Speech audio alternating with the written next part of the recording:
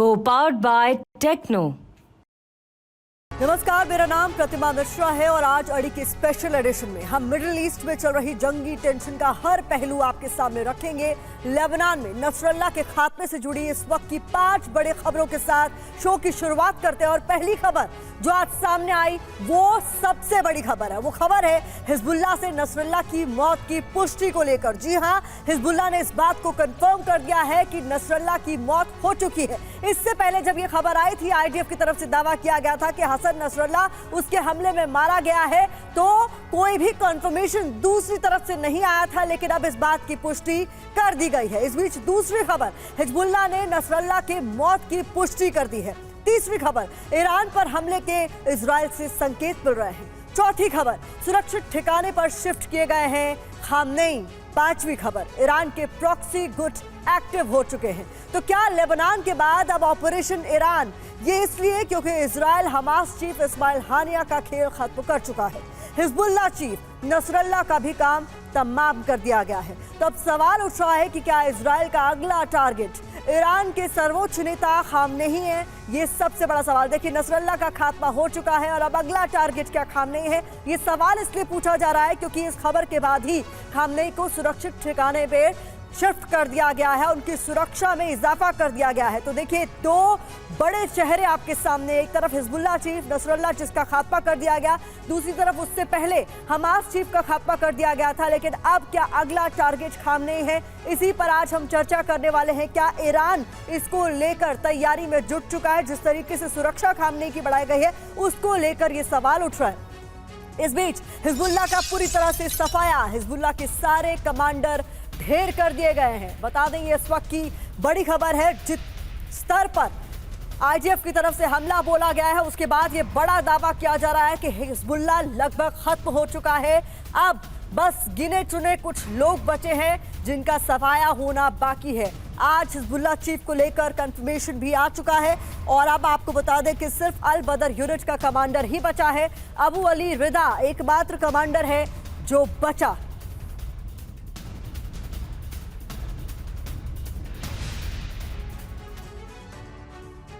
तो Hezbollah chief general Nasrallah मारा गया है। Radwan force commander Ibrahim Akil भी मारा गया है।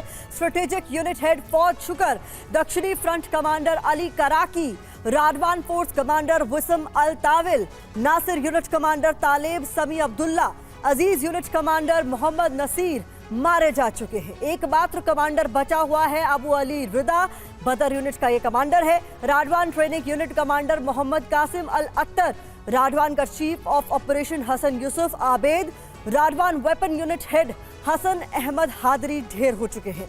Maritime operation commander Abdullah Abbas Taghazi, engineering unit head Abu Hassan Sayed, Radwan का combat officer Isam Hamad, Abbas Sami Musalmani, इसके अलावा border offensive commander Samer Abed al Habib, Radwan north unit commander Mohammed Ahmed Rizka, Hassan Hussain अल Masdi, Radwan commander north border, Radwan weaponry unit commander Hassan Ali Hassan का खेल भी खत्म हो चुका है। तो कुल मिलाकर हम आपको बता रहे हैं, ये वो तमाम लोग हैं जिनका खात्मा किया जा चुका है हिजबुल्लाह का। इसीलिए ये बड़ा दावा किया जा रहा है कि लगभग सफाया हो चुका है। इस बीच आपको बता दें, लेबनान में अपनी फोर्स भेज सकता है ईरान। ये बड़ी खबर सामने आ रही है। ईरान की बहुत बड़ी धमकी को लेकर यह खबर है।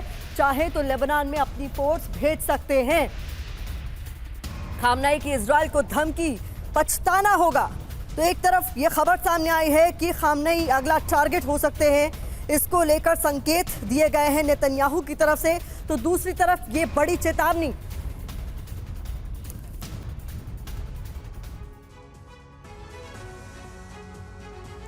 अब आपको बताते हैं कि ईरान के सर्वोच्च नेता खामनेई ने क्या ऐलान किया है। तो डिटेल्स आपके सामने हम रख देते हैं। नसरल्लाह की हत्या पर खामनेई का ऐलान सामने आया है। हिजबुल्लाह को मिटाना इजराइल के बस की बात नहीं है, ये साफ कर दिया गया है। इस इलाके का भविष्य हिजबुल्लाह ही तय करेगा, ये भी कहा गया है। लेबनान दुश्मन को पछताने के लिए मजबूर कर देगा। लेबनान इजराइल को अफसोस कराकर ही दम लेगा, ये भी साफ कर दिया गया है। लेबनान और हिजबुल्लाह के साथ खड़े हों दुनिया के मुसलमान, तो ये अपील भी कर दी गई है इस वक्त खामनेई की तरफ से। ये बड़ी खबर आपको हम बता रहे हैं। तो कुल मिलाकर इसी पर आज हम चर्चा करने वाले हैं कि आगे मिडिल ईस्ट के हालात किस तरीके के होंगे, क्या इसका पूरा सूरत हाल बदल जाएगा। इसी के साथ हमारे साथ जो मेहमान जुड़ चुके हैं उनसे आपका परिचय करवा देते हैं और चर्चा की शुरुआत करते हैं। मेजर जनरल रिटायर्ड संजय मेस्टन सर डिफेंस एक्सपर्ट के तौर पर हमारे साथ जुड़ चुके हैं। महेश सचदेव पूर्व राजदूत हमें ज्वाइन कर चुके हैं। कॉमोडोर रिटायर्ड जीजे सिंह डिफेंस एक्सपर्ट हमारे साथ जुड़ चुके हैं। Air commodore retired Ashwinder Singh Bahl साहब को आप देख रहे हैं, डिफेंस एक्सपर्ट के तौर पर हमारे साथ जुड़ चुके हैं। Professor Rajan Kumar foreign expert भी हमारे साथ जुड़ चुके हैं। तो एक एक कर आप सभी का मैं रुख करूंगी, लेकिन मेस्टन सर सबसे पहले आपसे जानना चाहूंगी कि जितने बड़े स्तर पर हिजबुल्लाह को चोट पहुंचाई जा सकती थी वो इजराइल ने करके दिखा दिया है, अब आगे क्या?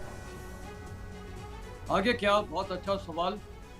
देखिए, इजराइल का जो स्ट्रेटेजिक ऑब्जेक्टिव है वो है हिजबुल्लाह की लीडरशिप को खत्म करना। मैं बोलूंगा तकरीबन उसमें काफी तक सक्सेस मिल गया है उनको, बहुत बड़ी अचीवमेंट है। और उनके सेक्रेटरी जनरल हसन नसरुल्लाह को उड़ाना तो मेरे ख्याल बिल्कुल ही बहुत फायदेमंद है इजराइल के लिए। तो स्ट्रेटेजिक एम ऑब्जेक्टिव उनका अचीव हो गया है। अब इजराइल में ये लेबनान में क्या करना चाहेगा इजराइल? क्या वो ग्राउंड ऑफेंसिव करके जमीन कैप्चर करना चाहेगा? मेरे ख्याल इजराइल का एम बहुत ही क्लियर है।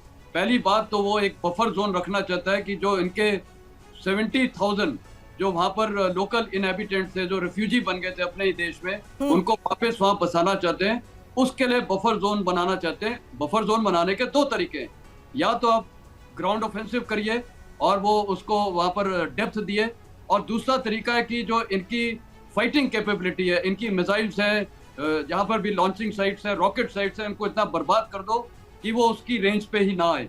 तो मेरे को लगता है कि आगे क्या, अभी इजराइल को जो इनिशिएटिव मिला हुआ है मेंटेनेंस ऑफ मोमेंटम, वो एयर अटैक्स और ड्रोन अटैक्स और मिसाइल्स अटैक जारी रखेगा।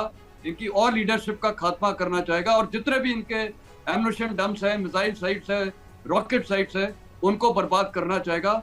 ग्राउंड ऑफेंसिव के लिए वो वेट करेगा और ये भी देखेगा कि अभी दुश्मन का क्या पलटवार होगा।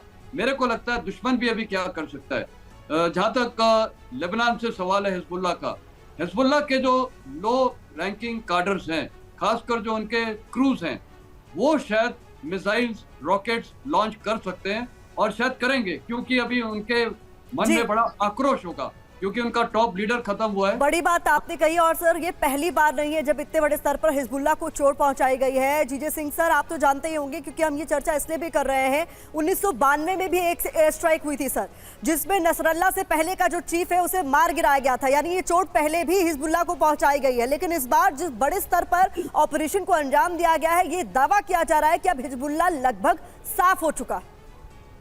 जी बिल्कुल, मैं तो ये कहूंगा कि उनकी जो पूरी कमांड कंट्रोल था, जैसे आप अभी बता रहे थे कि ये नसरुल्लाह और उसके साथ 14 कमांडर खत्म हो चुके हैं, ये एक बहुत बड़ा बिग ब्लो जिसे कहते हैं धक्का है हिजबुल्लाह को। साथ में ये कहूंगा कि उनका ये जो स्ट्रक्चर था, जो उनका ये सब व्यवस्था बना रखी थी मिसाइल्स की, और जो उनका असला था, जो जखीरे थे बारूद के, उनको भी बहुत ही पावरफुल प्रिसीजन फायर पावर के साथ, बहुत ही प्रिसाइज के साथ उसको खत्म कर दिया गया है। और जो हिजबुल्लाह है वो मेरे ख्याल में पूरी डिसमेंटल होती। अगर दूसरे कमांडर लाए जाते हैं, उनमें बहुत बड़ी कमी रहेगी कि उनके पास एक्सपीरियंस नहीं होगा।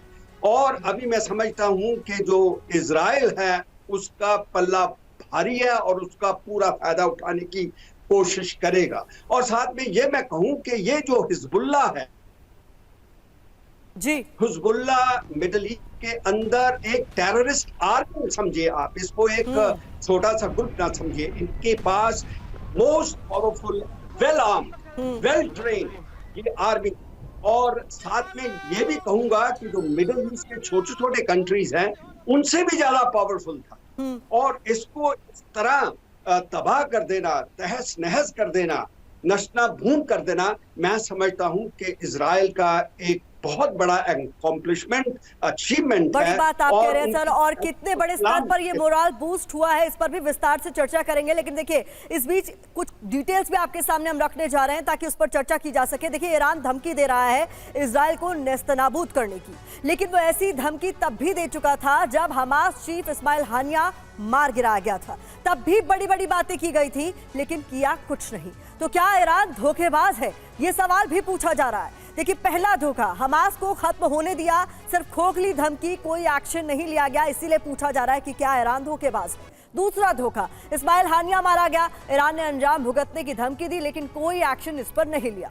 इसके बाद आगे बढ़ते हुए आपके सामने कुछ और डिटेल्स रखेंगे और फिर चर्चा करेंगे। तीसरा धोखा, लेबनान में इजराइल के हमले तेज, ईरान से धमकी ही देता रहा कि अंजाम भुगतना होगा, लेकिन कोई बड़ा एक्शन उसकी तरफ से नहीं देखा गया। नसरल्ला मारा गया, ये चौथा बड़ा धोखा। फिर धमकी दी कि इजराइल पछताएगा, लेकिन क्या कुछ कर पाएगा ईरान, ये बड़ा सवाल है। कई देशों को, जो मुस्लिम देश हैं, उनको कंसोलिडेट करने की कोशिश करता हुआ नजर आ रहा है, अपील करता हुआ नजर आ रहा है कि इजराइल के खिलाफ सभी एकजुट हो जाएं, लेकिन क्या इसका कोई असर होगा, ये सबसे बड़ा सवाल है। एक बार फिर से धमकी दी गई है इजराइल को कि वो पछताएगा, लेकिन क्या ऐसा होगा, इसी पर हम चर्चा कर रहे हैं। महेश सचदेवा सर, सवाल मेरा आपसे है, क्या लगता है आपको, ईरान जो कंसोलिडेट करने की कोशिश कर रहा है मुस्लिम कंट्रीज से, जो अपील कर रहा है, उसका कोई असर होगा क्या सर?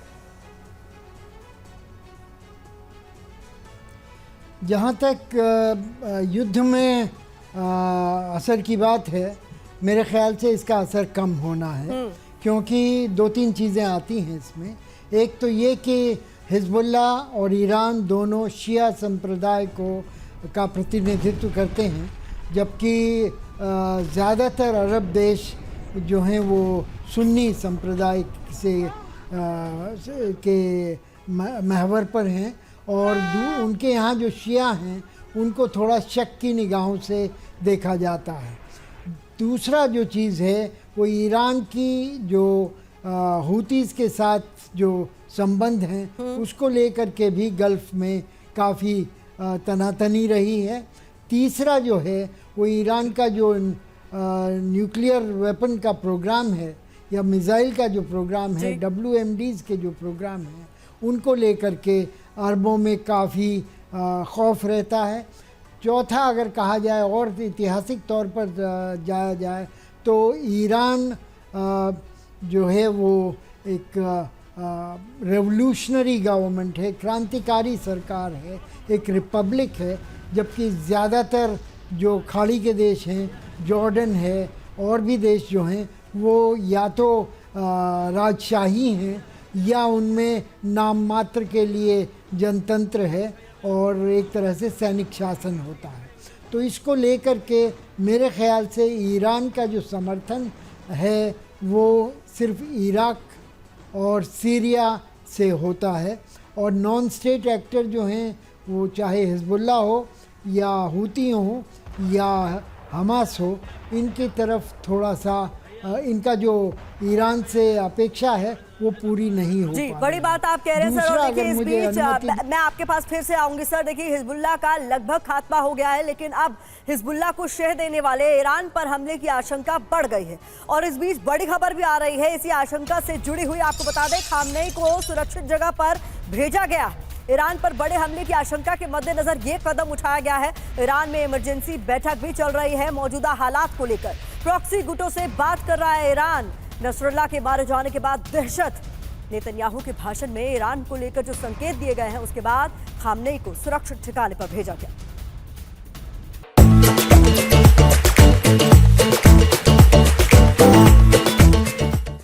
द ब्लेसिंग द कर्स, दो तरह की बातों का जिक्र किया गया है यहाँ पर अशमिंदर बहल सर, और जिक्र करते हुए पूरी दुनिया को ये बताने की कोशिश की गई है कि हमारा अगला टारगेट कौन हो सकता है। इसलिए शायद हम ये रिएक्शन देख रहे हैं ईरान में, जहाँ पर इमरजेंसी बैठकें हो रही हैं, खामनेई को सुरक्षित ठिकाने पर पहुंचा दिया गया, यानी अगला टारगेट वो हो सकते हैं। कहीं ना कहीं इस संकेत से ये समझा जा रहा।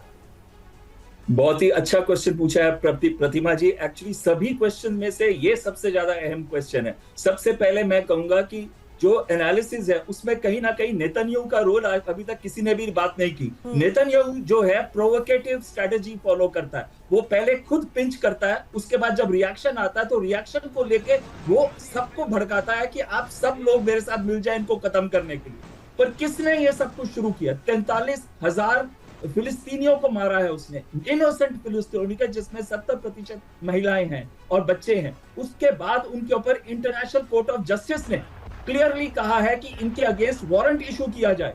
और दूसरी बात है, यूएन जनरल असेंबली ने भी उनको कहा है, और जब वो स्पीच दे रहे थे यूएन जनरल असेंबली के अंदर 50% से ऊपर लोग जो मेंबर्स थे उठ के चले गए और शेम शेम की जोर कॉल्स हुई। और उसके बाद जब वो ईरान पे लगाते हैं, उनका एम है अपना पॉलिटिकल सर्वाइवल और कोई एम नहीं है।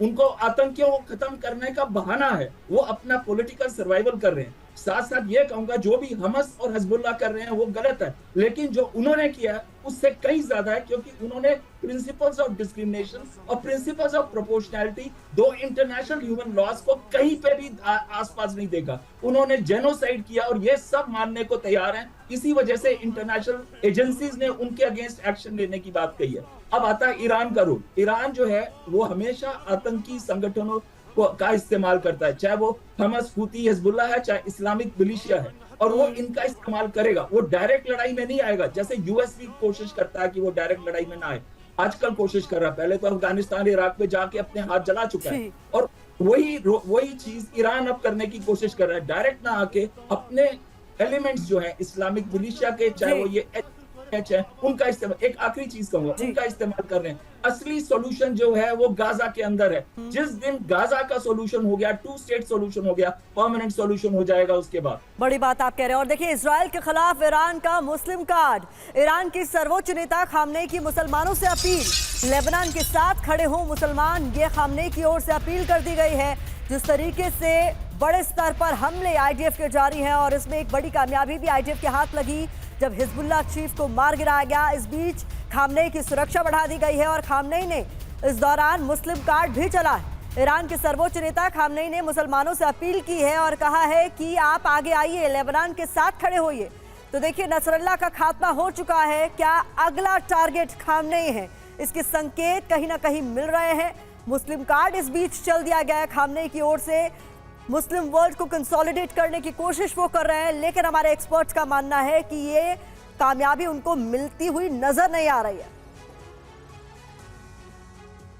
तो ईरान की नई बारूदी चाल, इसके लिए भी डिटेल्स आपके सामने हम रख दें और फिर चर्चा करेंगे। क्या किया है इसे समझिए पहले। इजराइल के खिलाफ ओआईसी की बैठक बुलाने की मांग की है मुस्लिम देशों को एकजुट करने के लिए। इजराइल पर मुस्लिम देशों का दबाव बनाना इसका मकसद बताया जा रहा है। इसके अलावा आपको बता दें क्यों इसे नई बारूदी चाल कहा जा रहा है। जंग के वक्त मुस्लिम देशों की एकजुटता दिखाना भी इसके पीछे का एक बड़ा मकसद माना जा रहा है। सवाल क्या है? सवाल ये कि क्या ईरान की चाल में फंसेंगे मुस्लिम देश?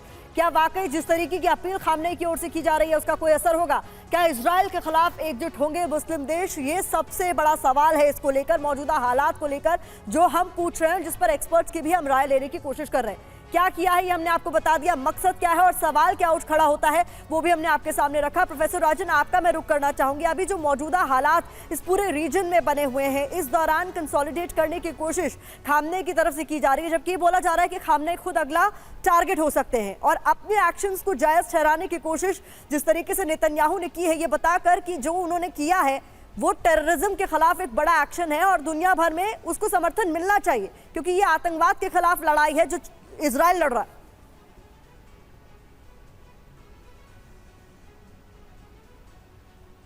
जी देखिए प्रतिमा, आप जो अगर मुझे सुन पा रहे हैं तो ये जी मैं बता दूं कि यहाँ पे जो इजराइल का मकसद है, मेरे हिसाब से 2-3 प्रमुख मकसद है। पहला तो जो आपने दिखाया कि यूनाइटेड नेशन में जो उन्होंने स्पीच दिया था नेतन्याहू, इजराइल के जो प्राइम मिनिस्टर हैं, उसमें उन्होंने सीधा बोला कि ईरान जो है पूरे वर्ल्ड के लिए थ्रेट है। इसका क्या मतलब निकाला जा रहा है? इसका मतलब यह निकाला जा रहा है एक्सपर्ट्स के द्वारा कि उनका टारगेट अब सीधा ईरान है।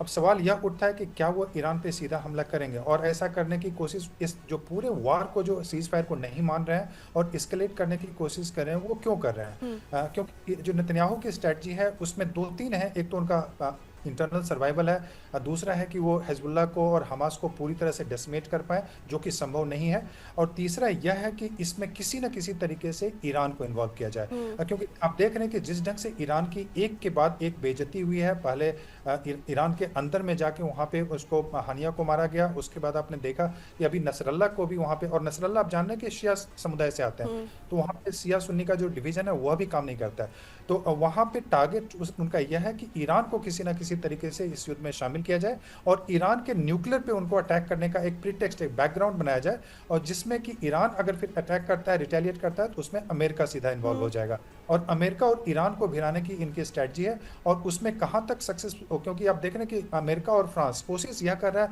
कि कोई 3 वीक सीज फायर की बात कर रहा है, किसी न किसी तरीके से इसको रोकने की कोशिश कर रहा है, लेकिन इस जो इजराइल की पॉलिसी है नेतन्याहू की, उसको किस ढंग से आगे बढ़ाया जाए जिसमें कि अमेरिका को सीधा इसमें इन्वॉल्व किया जाए। मैं यह भी बता दूं कि आप जानते हैं कि साउथ लेबनान का जो क्षेत्र है वो 2000 तक, 18 साल तक लगभग वो इजराइल के कब्जे में था, और 2000 से उनको वहां पे निकलना पड़ा था, क्योंकि वो लेबनान से वहां पे जो युद्ध चल रहा था, प्रॉक्सी वार, उसमें हारने लगे थे।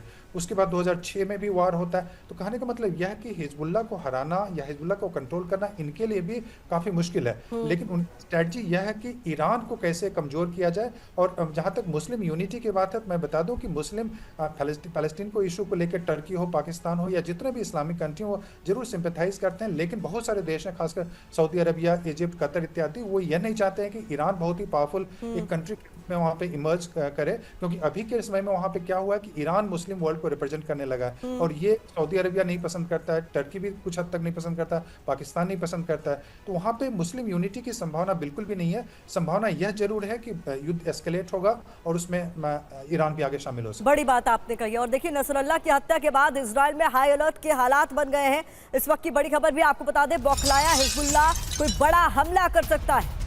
इजराइल ने अपने आयरन डोम को अलर्ट पर रखा हुआ है। इजरायली एयरबेस को पूरी तरह से अलर्ट कर दिया गया है, क्योंकि यह माना जा रहा है कि अब हिजबुल्लाह कभी भी बड़ा हमला कर सकता है। बदले की आंख में सुलग रहा है हिजबुल्लाह, ऐसे में उसकी तरफ से कोई बड़ा कदम उठाया जा सकता है।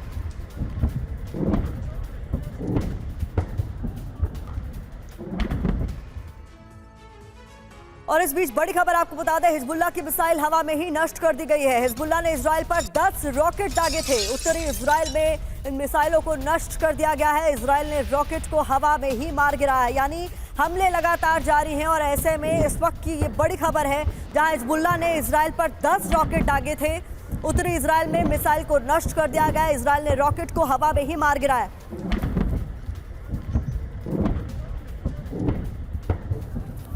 तो ये इस वक्त की बड़ी खबर है। इजराइल में तैयारी पूरी है। इस वक्त हाई अलर्ट जैसे हालात है, क्योंकि इस बात का अंदेशा था कि जैसे ही ये खबर सार्वजनिक होगी कि हिजबुल्लाह चीफ को मार गिराया गया है इजराइल की ओर से, उसके बाद हिजबुल्लाह की तरफ से पलटवार किया जा सकता है। और हम ये तस्वीरें देख रहे हैं, इस वक्त आयरन डोम एक्टिव है। हिजबुल्लाह की ओर से फायर की जा रही मिसाइलों को हवा में ही नष्ट किया जा रहा है। हर संभव कोशिश की जा रही है कि हालात पर काबू पाया जा सके।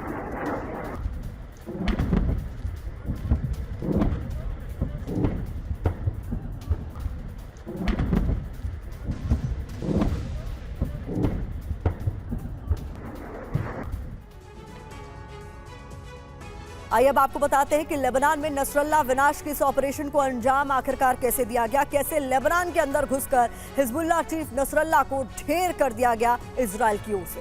हिजबुल्लाह का हेडक्वार्टर है दाहिया, लेबनान, यहीं पर छिपा था नसरल्ला। कई बड़े कमांडर भी यहीं थे। इजराइल ने यहीं पर जोरदार बमबारी की, जिसपे 14 मंजिला 6 इमारतें तबाह हो गई, जिसपे नसरल्ला भी मारा गया। साथ ही वहां मौजूद हिजबुल्लाह के सारे कमांडर्स मारे गए। ये इस तरीके से इस पूरे ऑपरेशन को आईडीएफ की ओर से अंजाम दिया गया।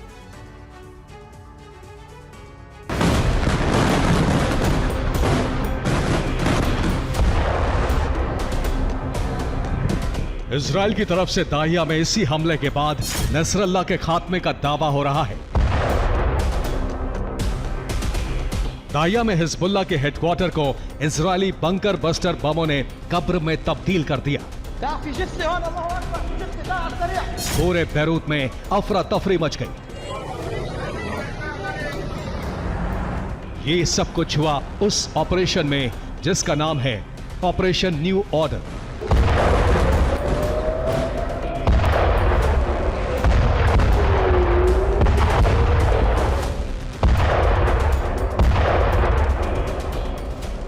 हमले के 48 घंटे पहले नसरल्ला के लोकेशन को ट्रेस करना शुरू किया।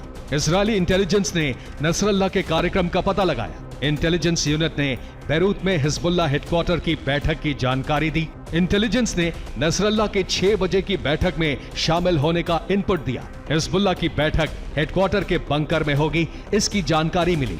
आईडीएफ ने F-35 को 6:05 में हमले का कमांड दिया।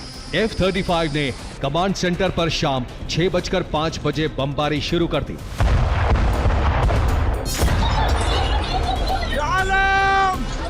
F-35 ने 6:05 पर एक साथ 15 मिसाइलें दागी। F-35 हमले में 7 इमारतों के जमींदोज होने का दावा। हिजबुल्लाह पर हमले में बंकर बस्टर GBU-72 बम का इस्तेमाल। वैसे तो इस हमले से हिजबुल्लाह की कमर पूरी तरह टूट चुकी है। नसरल्लाह के अंत से लेबनान थर्रा उठा है, लेकिन इससे अंत मानना बड़ी गलती होगी, क्योंकि यहीं से शुरू हो सकता है जंग का सबसे विध्वंसक चैप्टर।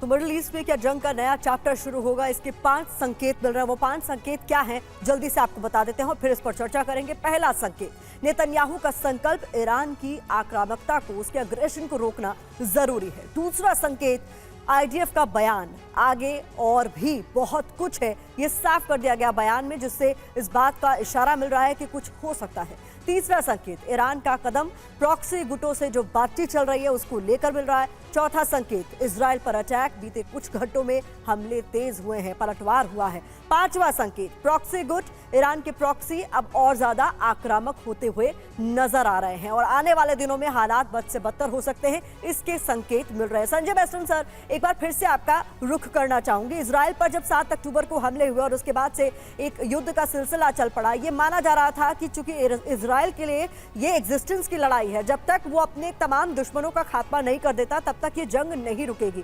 नेतन्याहू पर इंटरनल फैक्टर्स भी ऐसे कई सारे थे, इंटरनल प्रेशर भी कई सारे थे, जहां उनको अपने लोगों को ये बताना पड़ रहा था कि ये क्यों जरूरी है। तो आज जिस तरीके से ये खबर आई कि हिजबुल्लाह का चीफ मारा गया, इससे पहले हमास चीफ मारा गया था, क्या ये एक मोरल बूस्ट होगा उनके लिए? तो देखिए, पहली बात, ये जो हमला हुआ है, मेरे को लगता है पूरी आईडीएफ का, पूरे इजराइल स्टेट का और नेतन्याहू का मोरल तो ऊंचा होगा। और अरब वर्ल्ड में भी कई देश हैं जो उससे खुश होंगे। आपने अभी बीच में एक सवाल उठाया था मुस्लिम यूनिटी, मेरे को नहीं लगता कभी होगी। तो ये सब देखते हुए उनका मोरल हाई हो गया और उनकी स्टैंडिंग भी हाई हो गई है। अब आप कारण देखिए, यही प्राइम मिनिस्टर है जिनके 7 अक्टूबर में होते हुए ये अटैक्स हुए। अटैक्स होने का कारण भी एक है, इनकी एक तो इंटेलिजेंस की जो पूरी एफर्ट थी। ये अनफॉर्चुनेटली ये प्राइम मिनिस्टर वो थे जो जुडिशियल रिफॉर्म्स करवा रहे थे और 57 हफ्ते तक पूरा इजराइल सड़कों पे था, प्रोटेस्ट हो गया था, इजरायली आर्मी, इजरायली मोसाद सब डिवाइडेड हो गए थे। तो फोकस पूरा चेंज हो गया और ये हमास ने इसका फायदा उठा के उन पे हमला किया। तो मेरे ख्याल नेतन्याहू के लिए सबसे बड़ी प्रॉब्लम ये भी हो गई, अटैक के साथ साथ लोग तो मारे गए, दूसरी प्रॉब्लम थी ये जो होस्टेज बन गए। तो वो खुद एक होस्टेज बन गए इस सिचुएशन में। इस सिचुएशन को अभी रिट्रीव करना है और वो अपने को रिडीम करना चाहते थे, जो इन्होंने ये एक गुनाह किया है देश के प्रति। और अभी ये जो जितने ये टारगेटिंग की है काफ़ी लीडर्स की, आपने देखा इस्माइल हानिया की अभी नसरुल्लाह की कर दी, तकरीबन 12 और कमांडरों की हिजबुल्लाह में कर दी, याह्या सिनवार की भी शायद खबर है, और काफ़ी डैमेज कर दिया गया है। मेरे ख्याल वो अपना ये जो एक मैं बोलूँगा रिडीम कर रहे हैं अपनी गलती को। तो हो सकता है उनकी स्टैंडिंग बढ़े और हिस्ट्री बाद में बताएगी कि क्या इन्होंने अच्छा किया या खराब किया। एज ऑन डेट, आज की तारीख में मेरे ख्याल ये जो इन्होंने हिजबुल्लाह को डैमेज किया, देखिए इनकी सबसे बड़ी प्रॉब्लम ये है, इजराइल वो देश है जिसने शुरू से बोल रखा है कि ये इजराइल स्टेट को तो जीने का अधिकार ही नहीं है, इनको नक्शे से संजय बेस्टन सर, मैं आपको माफी के साथ रोक रही हूँ। दरअसल एक बहुत बड़ी खबर आ रही है इस वक्त का बड़ा अपडेट, हिजबुल्लाह का नया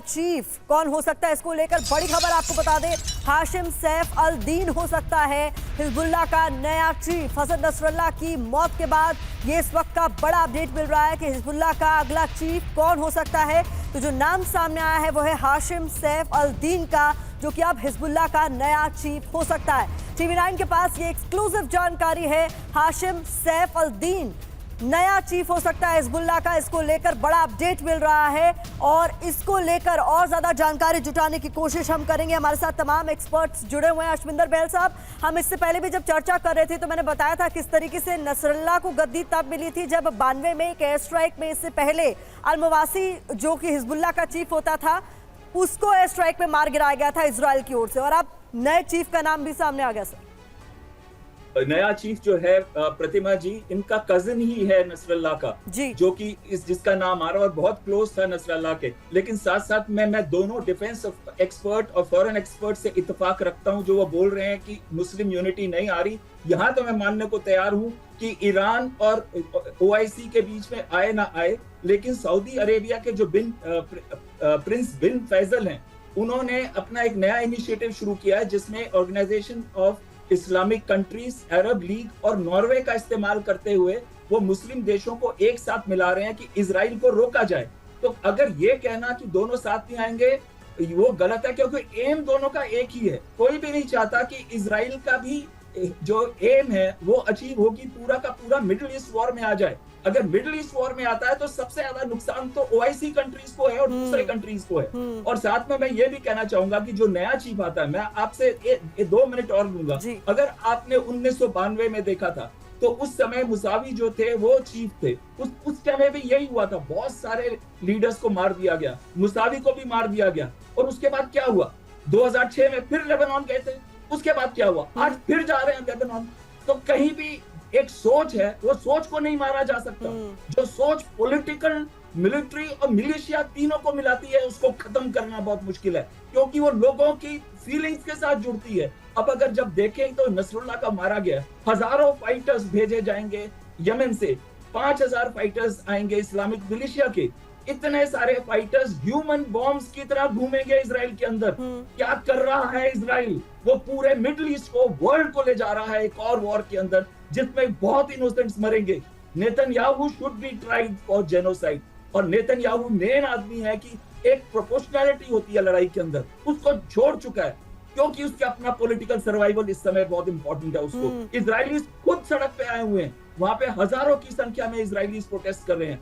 कितने सारे देश है वॉकआउट कर सके UN जनरल असेंबली से। तो मुझे समझ नहीं आ रहा हमारे एक्सपर्ट्स क्या बोल रहे हैं, क्योंकि इन सब इजराइल को सपोर्ट करिए। जो हमस ने कहा गलत है, किया गलत है, जो हिजबुल्लाह कर रहा है गलत है, पर जो इजराइल कर रहा है वो उससे भी ज्यादा गलत है। 20 लाख लोगों को बेघर कर दिया है, 43,000 लोगों को मार दिया, जिसमें 70% से ज्यादा लेडीज और बच्चे थे, छोटे छोटे बच्चे जो अभी पैदा हुए हैं।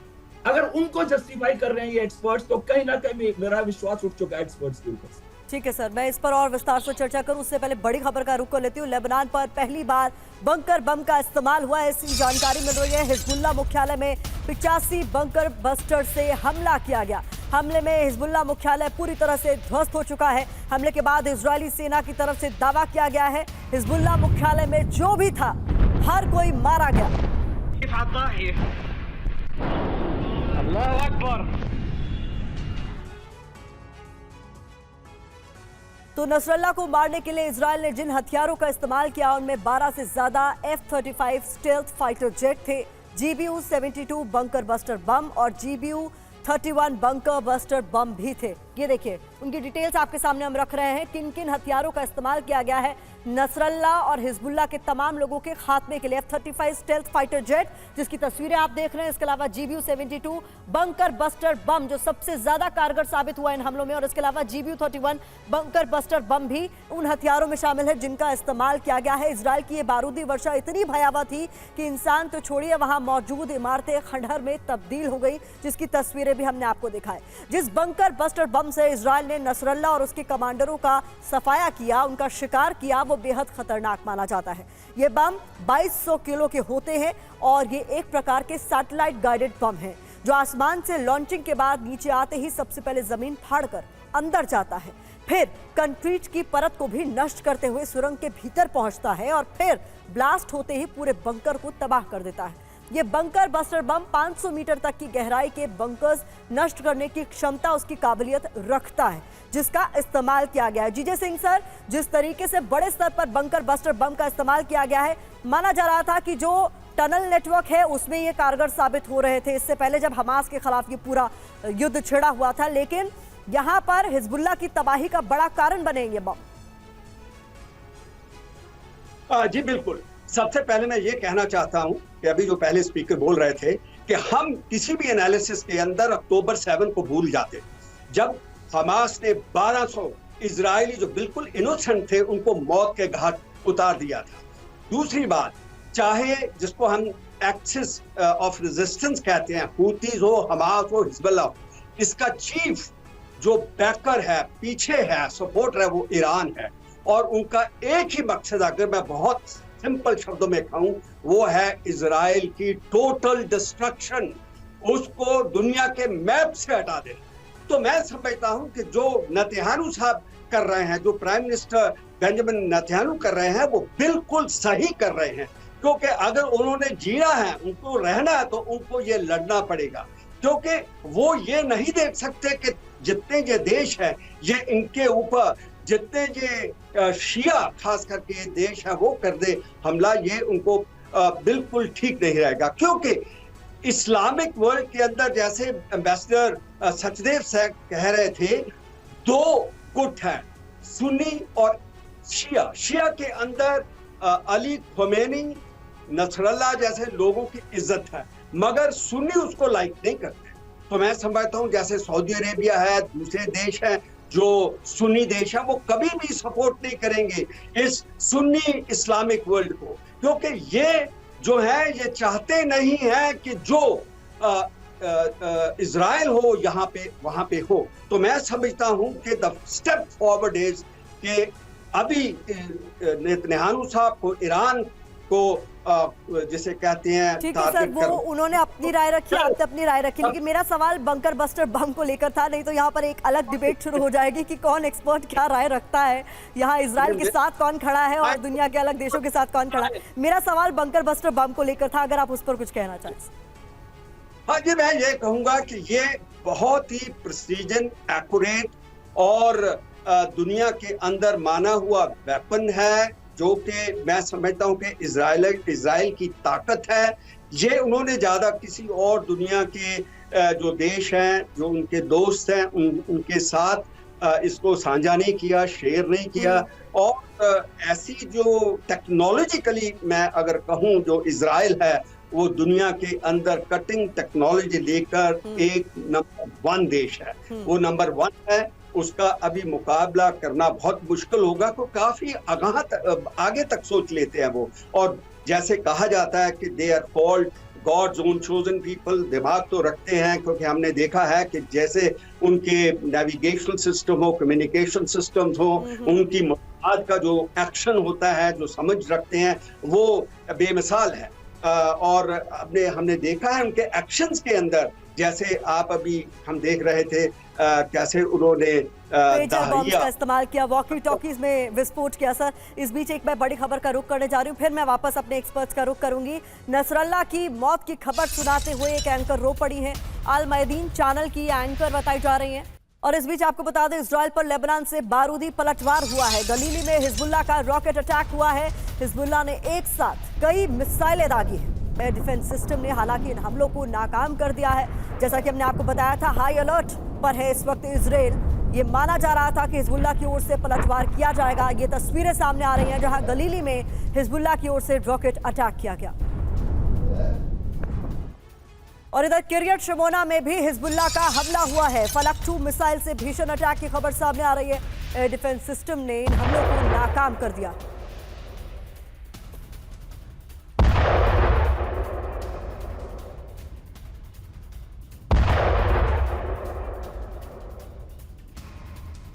और नसरल्लाह की हत्या से जुड़ा एक्सक्लूसिव वीडियो भी सामने आया है। हमले से पहले इजरायली फाइटर जेट्स की उड़ान का ये वीडियो बताया जा रहा है। ये तस्वीरें आप देखिए।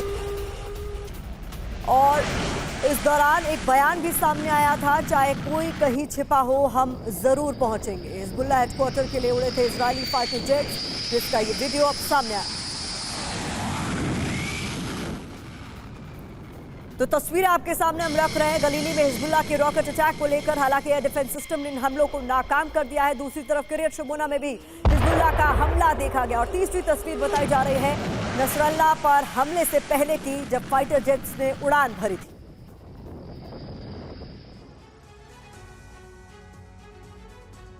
अब ये समझिए कि कैसे लेबनान पर इजरायली हमले के बाद से इंतकाम का बारूद इजरायल पर बरस रहा है। उत्तरी इजरायल पर 10 रॉकेट बरसाए गए हैं। बड़ी खबर आपको बता रहे हैं, गलीली में विध्वंसक अटैक हुआ है, जिसकी तस्वीरें इस वक्त आप स्क्रीन पर देख भी रहे हैं।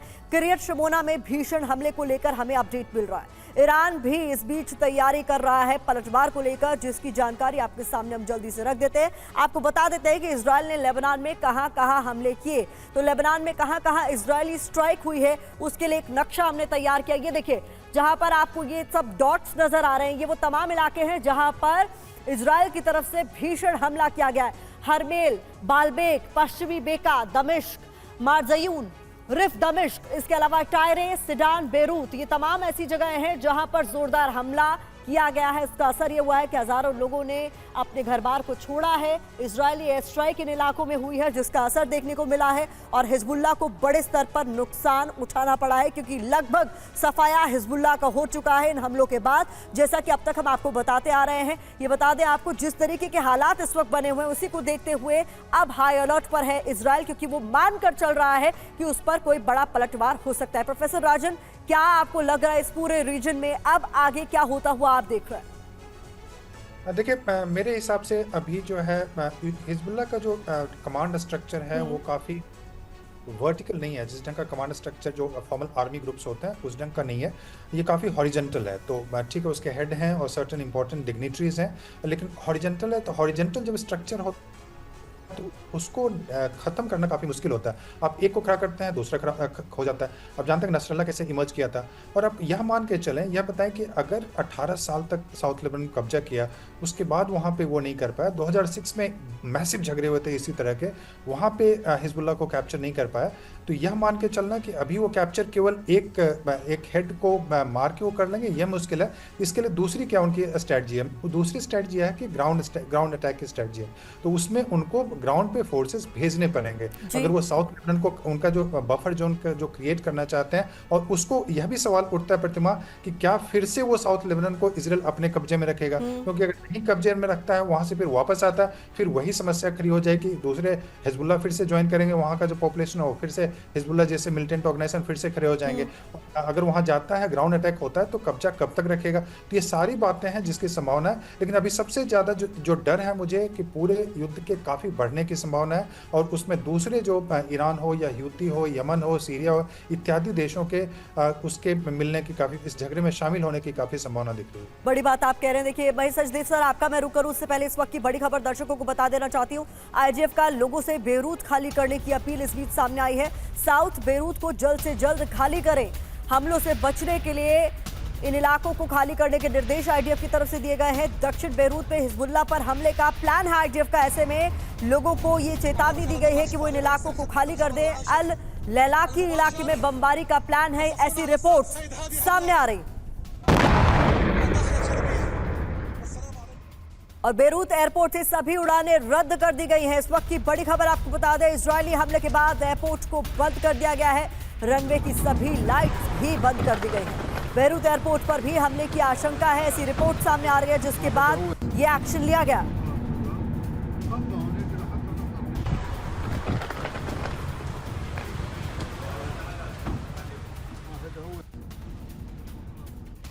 और इस बीच मिडिल ईस्ट में हाई अलर्ट पर अमेरिकी फोर्सेस भी हैं। मिडिल ईस्ट में अमेरिका अपने सैनिकों की तैनाती बढ़ा सकता है। मिडिल ईस्ट में अमेरिकी बेस की सुरक्षा बढ़ाने के निर्देश दे दिए गए हैं। बाइडेन ने पेंटागन को जरूरी एक्शन लेने को कहा है। बाइडेन को मिडिल ईस्ट के हालात की जानकारी भी दी गई।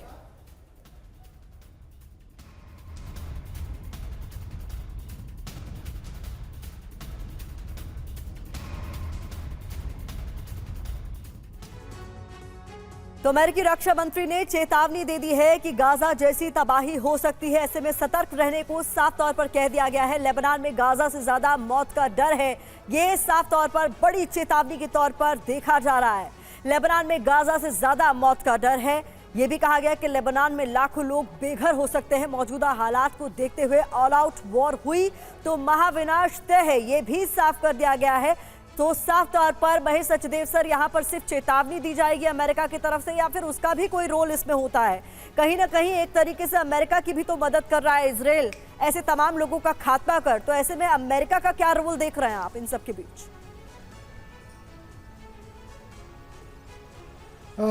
अमेरिका का रोल नपेथ्य में है और वो औपचारिक तौर पर तो शांति का पक्षधर अपने को कहता है, लेकिन इजराइल को हर तरह से मदद करता है। तो ये विरोधाभास जग जाहिर है। लेकिन जो आपने पहला सवाल जो नहीं पूछा है, जिसके बारे में मैं अपनी कुछ राय देना चाहूँगा, मेरे हिसाब से इजराइल 2006 के अनुभवों से को पूरी तरह से आत्मसात कर पाया है और उसने सबक सीखे हैं और नई रणनीति उसके ऊपर उसने लागू की है। वो मेरे ख्याल से साउथ लेबनान में ग्राउंड ऑफेंसिव नहीं करने वाला है। मेरे ख्याल से जैसा कि उसने चेतावनी दी है और साउथ बेरूत जो कि हिजबुल्लाह का गढ़ माना जाता है, जो उनका कमांड सेंटर माना जाता है, सीधे वहाँ पर हमला कर सकता है। वहाँ पर ग्राउंड फोर्सेस सी से भेजे जा सकते हैं, एम्फीबियस लॉन्च हो सकती है और उस इलाके को घेरा जा सकता है। और जो काम पर कल रात को शुरू हुआ है उसको पूरी तरह से नेतृत्व विहीन करने की कोशिश की जा सकती है। लोगों को हिरासत में लिया जा सकता है, वहाँ पर जो नेता मिलेंगे उनको कब्जाया जा सकता है और उनको मोहरे की तरह इस्तेमाल किया जा सकता है। बड़ी बात आप कह रहे हैं सर। और देखिए, इस बीच जनिन में नसरल्ला की मौत का मातम पसरा हुआ है। ये खबर सामने आ रही है, वेस्ट बैंक के जनिन में मौत का मातम देखा गया। ये तस्वीरें आपको हम दिखा रहे हैं, हमले की तस्वीरें आपको दिखा रहे थे। इसके अलावा ये बड़ा अपडेट हमें मिल रहा है जहां जनिन में नसरल्ला की मौत का मातम देखा गया। तो वेस्ट बैंक के जनिन से ये तस्वीरें सामने आई हैं जो हम आपके सामने रखेंगे, जहां पर नसरल्ला की मौत का मातम नजर आ रहा है।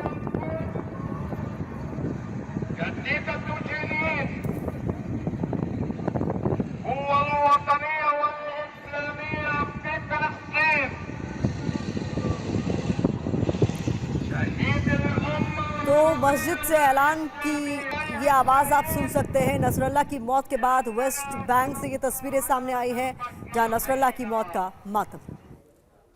और इजराइल के साफेद में रॉकेट हमले हुए हैं। हिजबुल्लाह ने कई रॉकेट दागे हैं। हमले से एक घर में भारी धमाका हुआ है। सिक्योरिटी कैमरे में तस्वीरें भी कैद हुई। ये देखिए आप, ये तस्वीरें इजराइल के साफेद की हैं जहां पर रॉकेट से हमला किया गया है। हिजबुल्लाह ने कई रॉकेट दागे हैं जिसमें एक घर किस तरीके से तबाह हो गया है ये देखा जा सकता है। एक घर में जोरदार धमाका हुआ है। सिक्योरिटी कैमरे में ये तस्वीरें कैद हुई।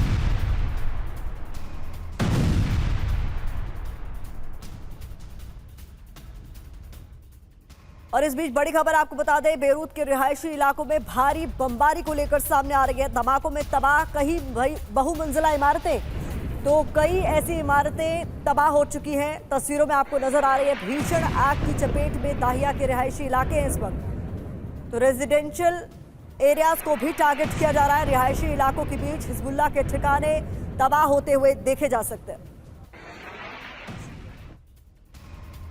और हिजबुल्लाह का इजराइल पर विध्वंसक पलटवार भी हुआ है। बता दें, नॉर्थ इजराइल के 4 से ज्यादा शहरों पर हमला हुआ है। हिजबुल्लाह का करीब 50 रॉकेट से हमला हिजबुल्लाह के बेस पर आईडीएफ के।